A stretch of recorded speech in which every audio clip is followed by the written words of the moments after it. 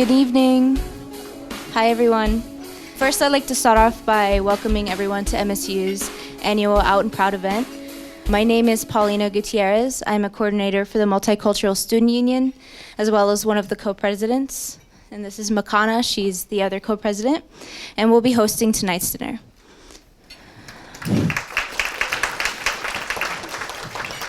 I hope everyone has gotten dinner. If you haven't, please help yourself. I'd like to share a little bit about why Out and Proud was created. We want to celebrate and explore the various cultures and ethnic backgrounds within the LGBTQA+ community. And this event recognizes the challenges people of color face within the community, as well as celebrate their achievements and successes. Tonight, we have a wonderful human being named Mick Rose, who is here to share some of their challenges and achievements as a queer person of color in this community.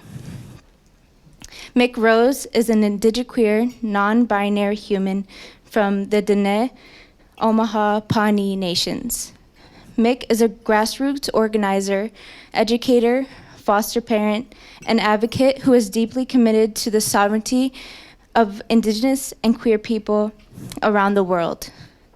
Mick founded Team Indigenous Roller Derby in 2017, the first World Cup team entirely devoted to promoting borderless Indigenous nations in any sporting event. Mick traveled the world from 2012 to 2018, living part-time in France, England, New Zealand, coaching the roller derby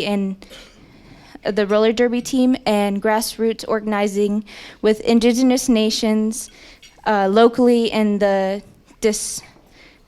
diaspora. Mick is currently living in Portland on Chinook Nation's territory, working in the field of violence prevention for Two-Spirit and Indigenous queer youth, as well as infusing Indigenous culture, wellness, and education in the public school system through their work with the Senate Bill 13, Tribal History, Shared History, and managing an after-school program at the Native American Youth and Family Center. Please join me in welcoming Mick to the stage.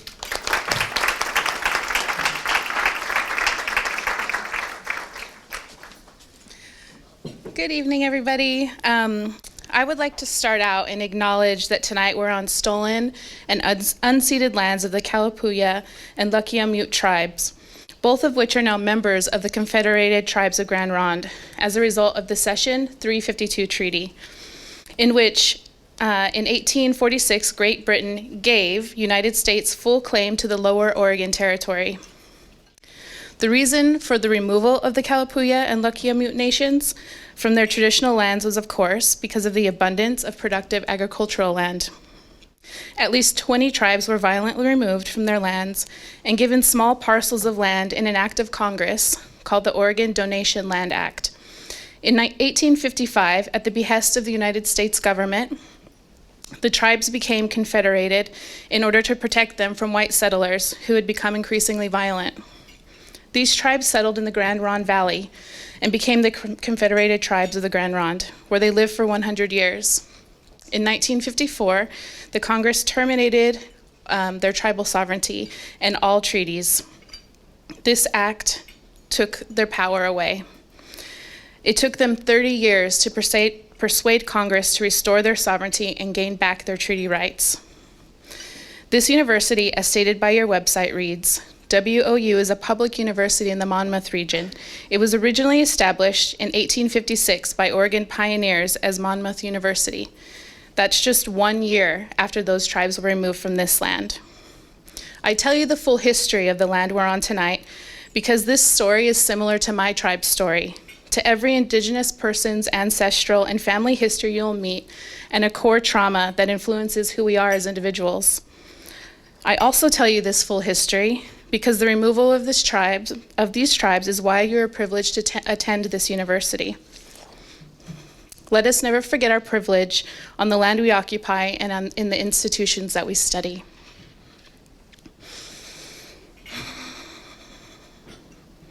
Yat shike.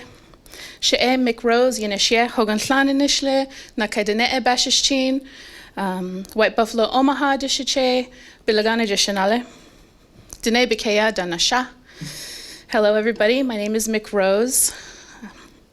I'm from the Many Hogans clan, born for the Mexican people clan. My paternal grandfather is from the White Buffalo clan of the Omaha Nation, and my paternal grandfather is an Irish and German settler. I was raised on my ancestral homelands in the Dene Nation. It's in the southwest desert of Turtle Island, which is what indigenous people call the United States. Our land's northern territory begins in the canyonlands of Utah all the way down to the painted deserts of Arizona. We stretch west from the Grand Canyon all the way over to the Rocky Mountains, and we're surrounded by 4 sacred mountains. Parts of my homelands are also shared by other tribal communities. Our cousins are the Apache Nations in the mountains of Arizona, also the Ute Nations in the mountains of the Rockies, the Hopi Nations of the tabletop mesas, kind of in the middle, and the Tewa Nations, which we overlap with. I'm honored to be here tonight. Special thanks to Paulina for asking me to be the keynote this evening. It took a lot of time really thinking about and digesting what to speak about. The title of this is Out and Proud, and it's something I've heard a lot in my life as a queer person, but I haven't really thought of it as relating to myself. I haven't always identified with the queer community, and at many times I felt marginalized by the queer community. When trying to participate in activities, I felt as if they weren't really for me. Not long ago, when I was in university, there was either gay or lesbian. The only trans folks I knew of were assigned male at birth and given no support with hormone replacement therapy or gender-affirming surgeries. I didn't fall into those categories, and I certainly didn't feel hetero. So at that time, there wasn't really a language in the mainstream society to really find what my identity was. I come from an indigenous nation. We have a concept of 5 genders. We have hastan, atsan, dilba, naglehe, and we also have a non-gendered word that we've lost due to colonization. Hastin means male, atsa means woman. We have dilba, which is somebody that identifies with the female spirit, and we have naglehe, and that's somebody that identifies with the male spirit. And then we have that non-gendered term that we've lost. So my family is a mix of people that come from a very strong Christian background. We have people that are non-Christian. We have people that are kind of anti-Christian. We have younger generations trying to really reconnect with our heritage, our language, our culture, and all of my elders speak, read, and write our language. They don't share those language. They didn't share that language with us, and that's something that I'll kind of go into a little bit deeper. And it's something that we've all reclaimed. I took university studies in order to learn my language. So really thinking about Out and Proud, I think my concept of embodying that is at a few different intersections. It's at an intersection of being proud to be Dene, to be Omaha, and to be Pawnee, something that was shameful as I was growing up. It's at the intersection of reclaiming my identity as a person assigned female at birth who identifies as non-binary. It's at the intersection of discovering my queer identity. It's at the intersection of being femme, high femme as my partner calls me. It's learning what the language of identity even is within the context of a resurgence and reclamation of indigenous tradition and culture. I am a two-spirit, indigiqueer, non-binary, Dene, Omaha, and Pawnee, 5-fingered being. In my culture, we call humans 5-fingered beings because it puts us on the same level as all beings. We're not above, below, but the same as all living beings on this world. I grew up in a small town, had one stoplight, probably pretty similar to this one. It was considered a border town, although it was within the United States border because I lived on the reservation, but everybody went to school and worked off the reservation. So there was a lot of tension around what a border town is. I grew up on the Navajo Nation, or what we call Denebekeya. I went to school off the reservation, as I said, on a town built on the stolen territories of my nation. I was pretty studious. I loved to read. I loved reading, and back in the 80s and 90s, sorry, you might not know what this is, but I loved reading encyclopedias, geography, travel books, any sort of atlas. I could just map around the world and figure out, where I was in relation to other things was fascinating. And I love mysteries. So those topics alone kind of tell you a lot about me as a kid. I was a curious nerd, and I wanted to escape, as I imagine most young kids do, and especially the queer ones in small towns. I went to Brigham Young University on a full-ride academic scholarship. To go from a rural small town of 6,000, kind of spread out community similar to this one in northern New Mexico, to a university whose student body was 5 times my town's population was quite the adjustment. I don't know how many of you know about BYU, so I'll give you a little context. It's a Mormon private university. It's very strict, very Christian-based. There's an honor code that students must adhere to, such as 85% attendance to all church activities. That includes 5 hours on Sundays, 2 hours on Mondays, 3 hours on Wednesday, and then you have to do a social event on the weekend. It's quite a distraction from your studies, which means you have no time other than church and studying. But you're also required to date. You have to be chaste. There's no making out. Hand-holding is a little bit iffy, and there's definitely no sex before marriage, and above all, no homosexuality. I discovered while I was a student there, I was very interested in research. Like I said, I was a nerd. I was constantly at the library. I would go into the research stacks and just to learn, because I was bored. And during my research there, I found some information on the psych department. And at that time, they were conducting conversion therapy using electric shock. It's a pretty scary modality, and this was specifically for the homosexual students on campus.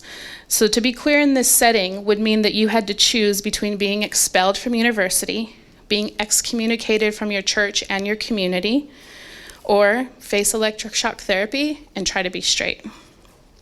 I knew then it was a dangerous place to be, and that I needed to fit in. I needed to be what they wanted in order to keep my scholarship and get that degree so I could get out. I had big dreams, but I was very limited by my circumstances. I struggled. I didn't feel like I fit in any way. I looked like I fit in, but I didn't feel it. I studied beyond the coursework that was assigned. I was very interested in history and what was then called Native American Studies. Most of the time I studied further and deeper than any of my professors. Many of the times in my classes I would experience microaggressions from them, from my fellow students as well. I would typically be the only person of color as viewed by those professors and students who were typically white. Black and brown folks kind of melted into one homogeneous culture, one language, one tradition. It was kind of all the same to them in that specific community. Only when I had to counter their microaggressions and racist assumptions about Indigenous history did they discover that I knew what I was talking about. Even then, even when I would try to convey a full context of the subject, using my resources, stating primary resources, showing them the documents, I was told I was too contentious, too passionate, too close to the subject matter. I was asked to sit down, and a kind of Mormon phrase is to be meek and mild. Not only was I marginalized in the classroom, but I had a spotlight on my behavior in my personal life. As I said, BYU had a code of conduct. It was called the Code of Honor, and all were admonished to live a certain ethic. If you saw someone who was not living this fully, you were encouraged to turn them in to your religious leader or to the Code of Conduct office. They had a full office.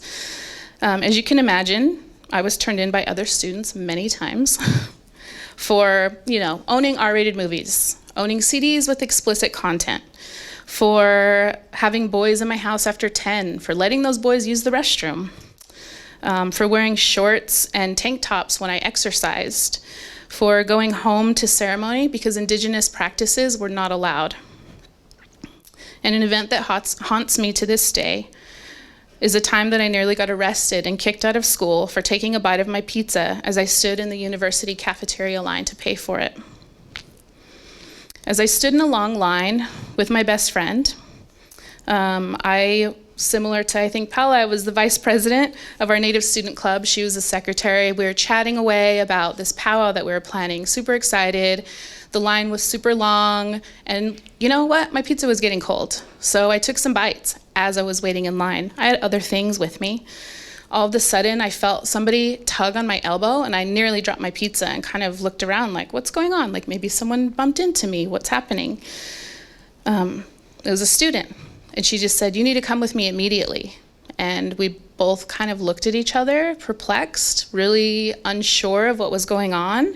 I said, well, we're in line to purchase our lunch. Like, can we talk after? I don't even know who you are. She said, no, the food manager needed to speak with us immediately. We took our food with us.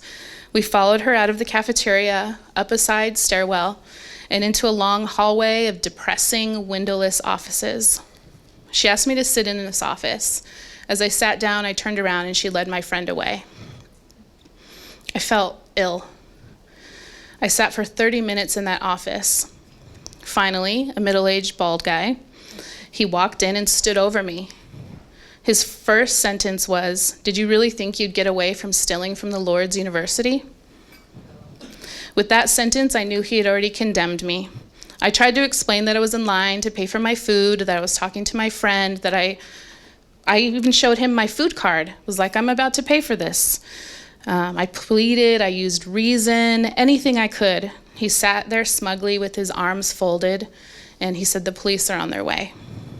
I had no idea what to do. It was before cell phones, so I can't even text anybody, couldn't call my mom, and I definitely wasn't gonna let that man see me cry. So I sat there, sucking up my tears and holding my head up. About an hour I sat there when the police arrived. The man stood up and he said, put her in handcuffs, get her off this campus. And the police officer put his head down and said, I'm not gonna do that, but I will escort her off campus. Come with me. That man was so angry that the police wouldn't arrest me, like with handcuffs, and lead me out in shame across campus for a $1.50 pizza. I've never seen someone so furious, honestly. Not even my mom. When outside, the police officer looked at both of us, and I thought we were gonna get like a lecture, or he was gonna give us a ticket or arrest us or something. Like I had no idea what was going on in his head. And he just said, man, you know that you can't mess with Mormons and their money. And I was like, you don't even know what happened. And he's like, just be in court on this day, it'll be fine, it's $1.50. Not everything was okay. Not everything worked out fine. In the end, I had to pay restitution of $1.50. It was a $100 court fine. I had to serve 10 hours of community service for the courts. But BYU, they made me have 6 months of counseling where I was forced to write in a journal every single day and talk about how what I had done wrong affected my spirit. I had to admit blame in order to remain a student. I also had to fulfill 100 hours of community service on campus. That included cleaning buildings. It was kind of interesting because I cleaned all the taxidermy displays, so I was like, it's kind of all right. I was also placed on academic probation, and I lost part of my scholarship. This incident has left a permanent mark on my public record. It comes up now when I apply for jobs. It came up when I applied to be a foster parent. Every time I have to explain the situation, justify my conviction, relive the embarrassment of being a target as a person of color on my university campus. It was horrific. But I did have some really wonderful moments as well.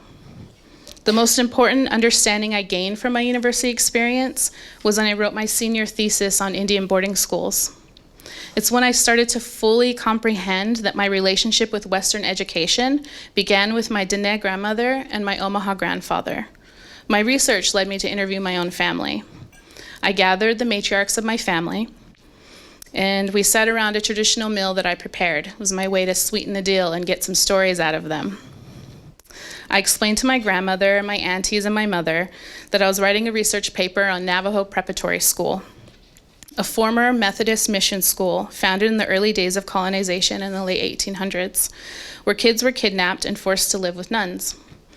They were then taken over by the Bureau of Indian Education in the early 1900s, and most recently in the 1980s by the Diné Nation. I further explained that the history of this school went from enslaving Navajo children to assimilation practices, to trade schools, to present day, preparing Diné youth in Western education taught side by side with Diné spirituality, history, science, and literature. I knew that my grandmother had taught there for many years. I knew that my grandfather was a football coach and that my aunt went to high school there. I was expecting a story of inspiration, and instead I heard one of survivance. My grandmother's eyes narrowed as I explained. She peered at me with this chilling look, and I'm sure everyone's had that from their grandmother, where you're just like, what are they about to say? And she was completely silent for a very long time. My aunt started to stand up and say, oh, Shiaja, like, no, we don't talk about this. Grandma doesn't want to talk about this. And as soon as she went to hold my grandmother's arm and lead her away, my grandma kind of swatted her. And she took a deep sigh and she looked at me and she began telling me the story of how she first came to live at Navajo Mission when she was 5 years old. She told me that she was a happy child. She lived traditionally in a hogan with her 11 siblings and her parents near Chaco Canyon. She said that one day there was a dust cloud. It was being made by horses, and it was getting closer and closer and bigger than she had ever seen. All of a sudden, her mother told all the children to run, hide.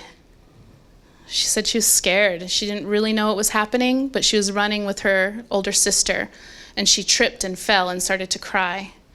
And in that moment of her crying and looking around and not knowing what was happening, she was grabbed and she was put in a wagon by a soldier. She was kicking and screaming. She was begging for her mother. She was begging for her sister. And then she just stopped explaining. And she said, I was taken to Navajo Mission. My grandparents were both forcibly kidnapped and sent to federal Indian boarding schools. They grew up in post-World War I and World War II generation, where they're educated by the Bureau of Indian Education, whose mantra was, kill the Indian, save the man. They were taught domestic and labor skills in order to become part of the serving/working class of America. They were not allowed to speak their language, practice their culture in any way, or they would suffer physical abuse, along with the emotional and mental abuse that they were currently suffering. My mother was their eldest daughter, and though at the time boarding schools were no longer required, they still had them. She was sent to live with a Mormon family in Utah, and if any of you know a little bit about Mormons, they're very interested in brown people. They come into our communities and they try to convert us, and they want us to join their church. And so what they would do is they'd go onto our reservation and they would say to people, you know, they'll come and live with a family. It's like a boarding school, but they get they have all the comforts of home, and they get to come home in the summertime. And in exchange, we'll give you a tractor for your farm, or we will help you out with fruit trees, or, it's a very agricultural place. People were pretty destitute, and it seemed like a good deal to send your kids up to get a good education. They were sent home at holidays, they were sent home over the summers, and they were taken care of. And my grandparents had 8 kids. My grandfather had jobs on and off. As a trucker, as a football coach, kind of not being able to be steadily employed, while my grandmother was a teacher. So they sent my mom up to live with Mormon families. She was told to assimilate. She was denied her language and culture. My mother and grandmother have always emphasized education. They always said it was the key to success, climb the ladder to success. That we must study hard, be good, be kind, get a high school diploma, go to university, get a husband, get a job, have kids, over and over and over. My mom's a little disappointed with those. My mom married young and had me by the time she was 23. She taught me to read and write my name by the time I was 4. She wanted me to live my dreams and the ones that she didn't feel that she could. She told me to study, go to university, travel, and above all, move away from the reservation. This background and my family's relationship to education is important to know, because there are layers in that, where colonization has severed my ability to connect to my gender and my sexuality. My coming out story is a little bit strange. After graduating, by tooth and nail, literally, I moved to Fengyuan, Taiwan. I wanted to live in a place that was so unfamiliar to me, where I could just immerse myself in new experiences, new language, new food, new ideas. Nobody knew me. There were no expectations. And I just wanted to have space to figure out who I was outside of my family, outside of Christianity, outside of the oppression that I experienced in university. It wasn't long before I fell head over heels in love with a woman. She was an indigenous Maori from Aotearoa, or you might know it as New Zealand. It was typical queer love, totally ready to U-Haul. It was totally magic. I felt like I finally understood myself. I wanted to tell everyone that I was in love and I found the person that I wanted to marry. I thought, my mom's gonna totally be happy. She was always pushing me to get married, so why not, right? I'll give you grandkids, it'll just be in a different way. You know, my auntie would always say the same, and my cousin was like always a bit dubious, and I think that's where she introduced the word asexual to me. You don't like guys, you think maybe you just like aren't sexual at all? And I was like, what's that mean? And that's where I learned asexual, and I was like, no, I don't think that's quite it. So as you can see, I told my cousin first, because she was much more open, older, kind of the cool cousin, always getting in trouble. And she's like, you got to tell grandma, like, actually, grandma, come here, you know, like on the phone. And I was like, yeah, put her on the phone. I can't wait. My grandma's wonderful. I said, grandma, I have something to tell you. I met someone in Taiwan. They're wonderful, kind, smart. I'm totally in love. And she's like, oh, okay. They? It's like, oh, she picked up on that like right away. Didn't hear the funny, smart part. Said, yeah, grandma. Their name's Nick, and it's a woman. I'm gay, and there was a lot of silence, as she does. Still a bit scared of that silence. And she said, oh, yeah, I know. It's like, excuse me? What? What do you mean? Like, you understand, it's going to be okay, you're going to talk to mom? Like, what do you mean? And then she just went into this huge explanation, and she's like, yeah, you've always been like that. And I said, like what? And she's like, oh, don't make a big deal out of it. And then she started to explain our gendered system in our culture. And she went into that she always thought that I was a dilba. And she's like, you know, I think you're dilba. You always take care of the children. You're always helping. You're always solving problems in your family. And you never like boys. Boys are always boring to you. And I was like, yeah, I just thought I was focused on school. I don't know. And she said, maybe if we lived a long time ago, like our ancestors, you'd be a medicine person. And it kind of stuck with me, you know, like the responsibility of what your grandma thinks that maybe you might be. Pre-colonization, it's like this huge kind of, what do you do with that? And I sat with it for a lot of years, perplexed. What's my family role? What am I escaping from? I'm all the way on the other side of the globe. What is my traditional role? Because I had one, as my tribe is matriarchal. My grandmother, I'm the oldest daughter of the oldest daughter. So that meant just within our matriarchal system that I was meant to take care of kids and take care of the well-being of my family. So I thought that was part of the matriarchal system, and she said, no, it's part of you being Dilba. So that was my first understanding of the context of Two-Spirit in Indigiqueer. I didn't know that we had particular societal roles that vary from tribe to tribe. And as I continue to grow and I continue to move in the world, I've met other Indigenous people who also identify as Two-Spirit. Two-Spirit's a term that was coined in the early 1990s at the International Gathering of Indigenous Queer Community, now known as the Indigenous Two-Spirit Gathering. The reason this pan-Indigenous term was coined, because many folks had heard stories of queer medicine people in their tribes, but they all some of them lost the word for what that is. Maybe some people knew what that was, some people didn't. And so there was a lot of talk about, well, what can we use that will identify all of us, where we can use it in this space and every time that we gather. So as people began to talk about that, a few trans folks from the Plains tribes, they said that their elders told them that queer people embody two spirits, the male energy and the female energy, that their traditional roles were sacred in the tribe, and that the embodiment of these binary energies was necessary to be peacemakers, to be counselors, to be medicine people, to be caretakers of orphaned children, to be defenders and warriors of your tribe. That collective of queer folk coined the term Two-Spirit. Recently, queer Indigenous academics have realized that many in our community have done a lot of work to reclaim words that describe our various gender and sexual identities in our languages.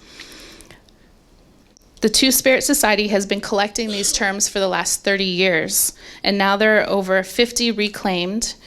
And in that reclamation, our community has discovered that many tribes don't prescribe to gender binary.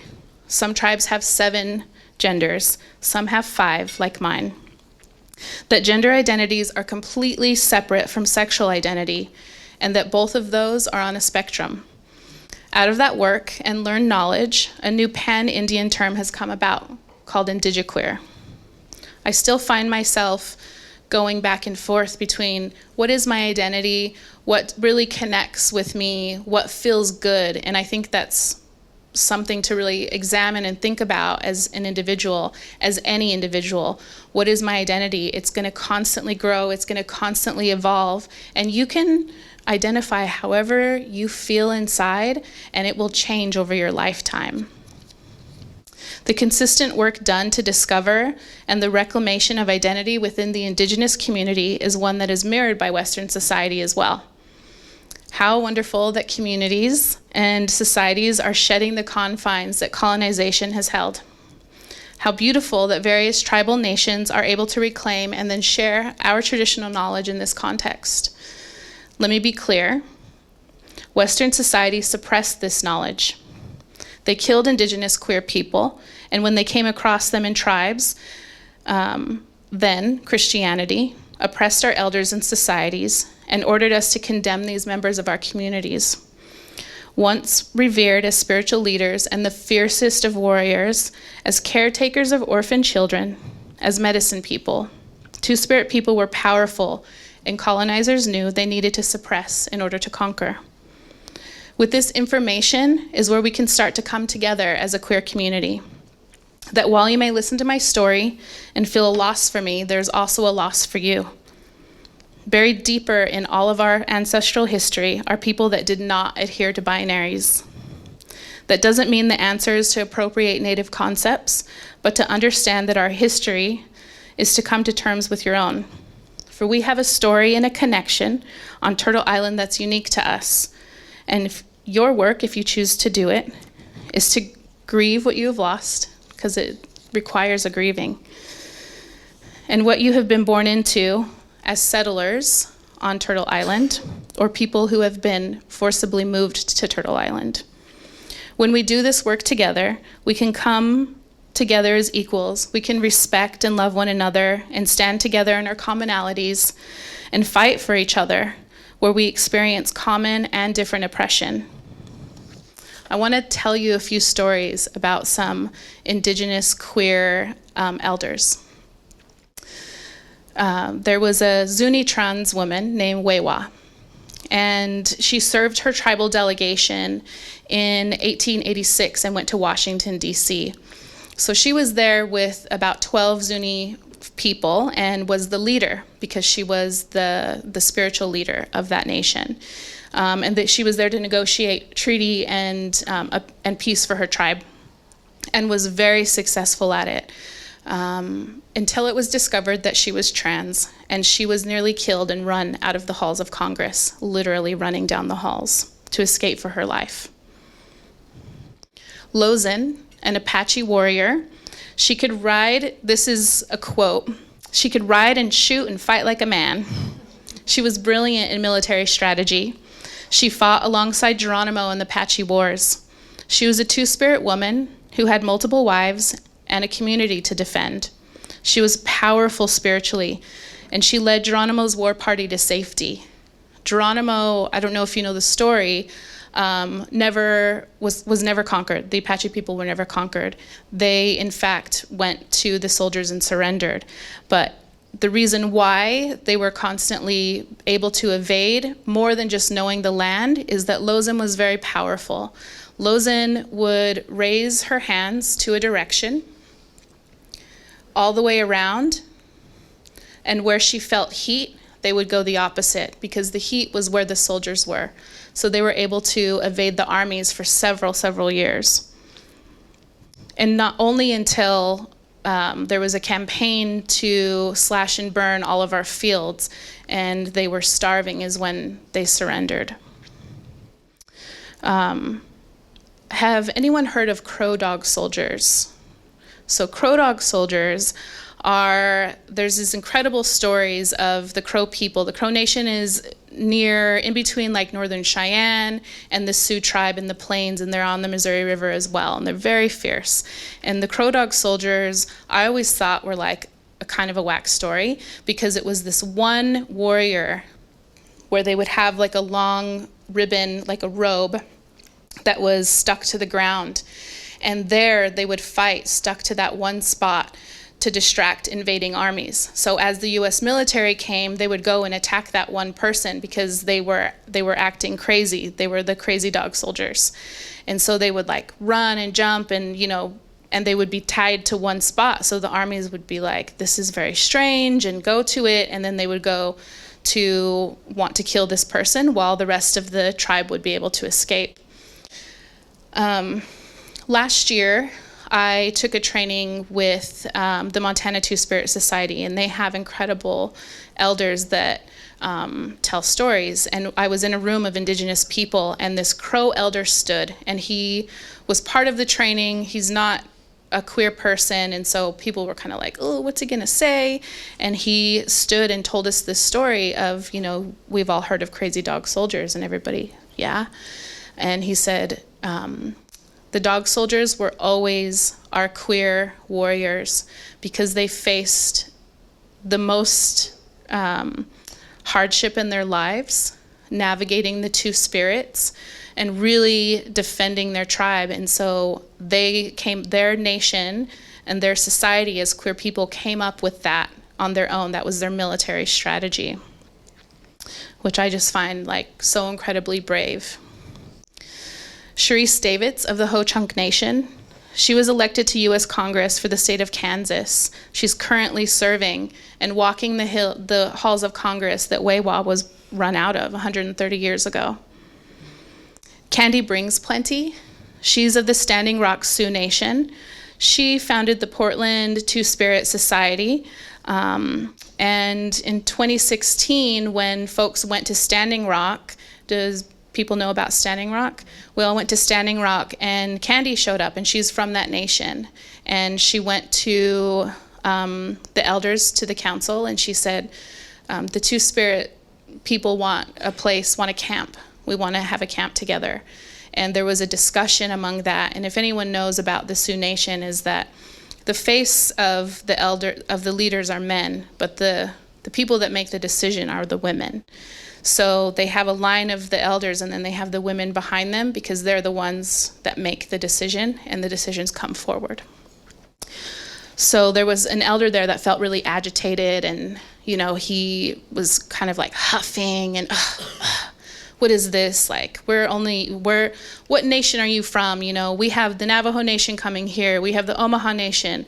There were so many different nations represented, and Candy said, we want to put our flag on that road, because in the road into Standing Rock stood flags of all the nations. And he said, "What nation are you from?"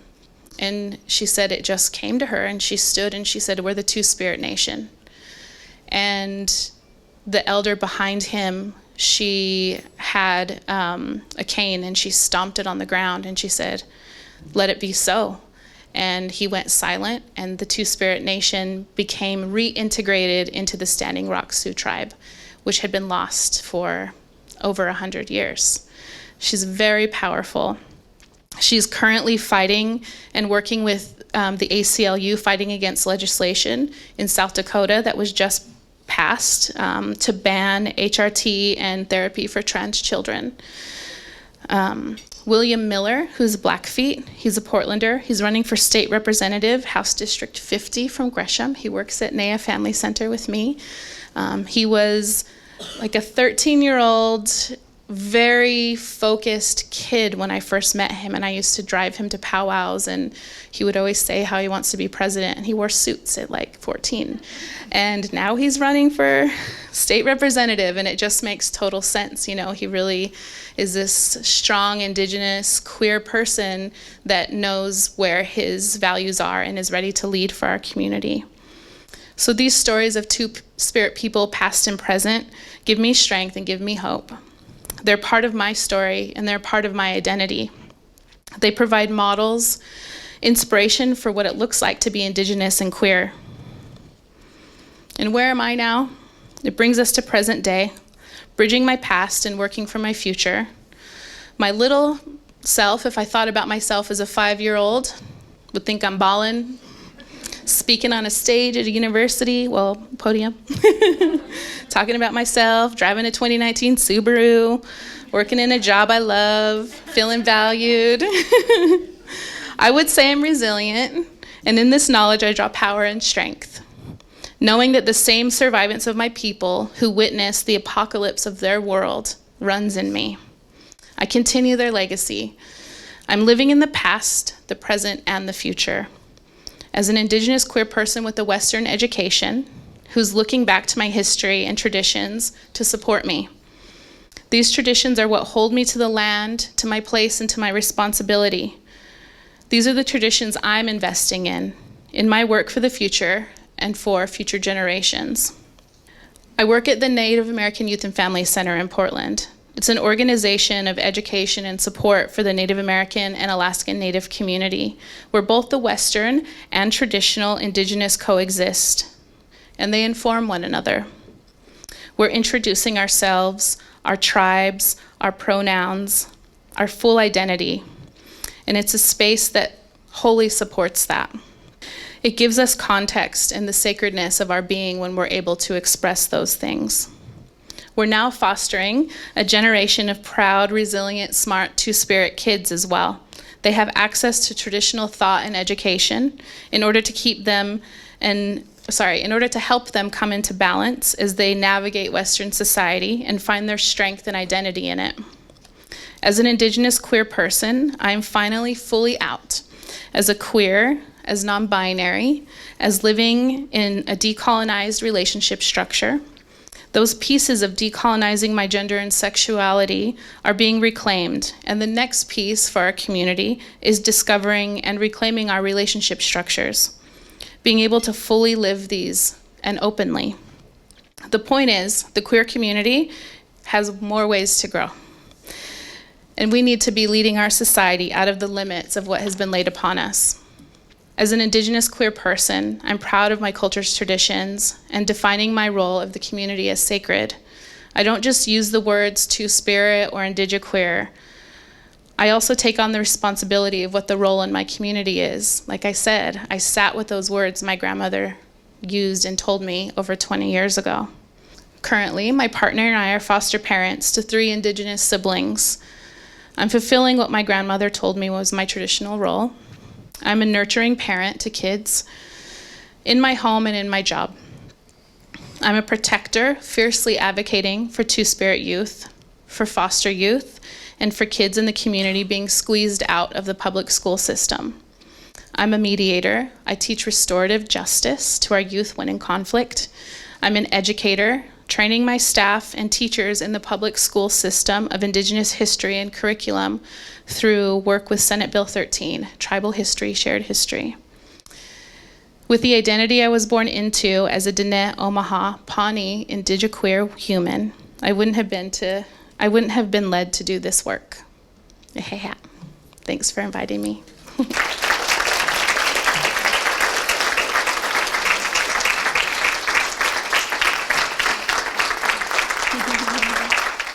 Okay, can we give her another round of applause, because that was so cool.